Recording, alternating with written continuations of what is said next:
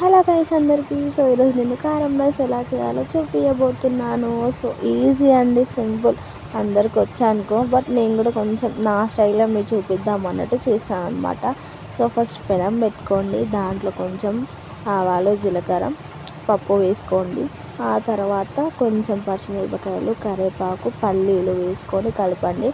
అట్లా గోలిన తర్వాత కొంచెం పసుపు వేయండి. పసుపు వేసినాక కొంచెం గోలిన తర్వాత ఒక 10-15 మినిట్స్ ఆగినాక మనం కొంచెం కారం వేసుకొని అట్లనే ధనియాల మసాలా అండ్ గరం మసాలా అండ్ ఉప్పు అన్నీ వేసుకొని కలిపేసుకున్న తర్వాత కొంచెం అన్నం తీసుకొని అన్నం వేసి మొత్తం మిక్సీ చేసుకోండి. తర్వాత లాస్ట్ అయిపోయాక కొంచెం నిమ్మకాయ పిండుకోండి. బాగా సూపర్ ఉంటుంది టేస్ట్ మాత్రం. సో ఇది నా రెసిపీ. నేను సింపుల్ అండ్ ఈజీగా చెప్పేస్తున్నానండి, ఎందుకంటే ఒక్కొక్కరు ఒక్కొక్క విధంగా చేస్తారు కదా. సో నా స్టైల్ ఇదనమాట. సో నాకు అర్థం కాక అడుగుతున్నా, చాలామందిని అందరూ చూస్తున్నారు, వీడియోస్ చేస్తున్నారు, బట్ లైక్ మాత్రం చేసుకుంటలే, సబ్స్క్రైబ్ మాత్రం చేసుకుంటలే. ఎందుకండి? నాలా కూడా కొంచెం టాలెంట్ని గుర్తించండి ప్లీజ్.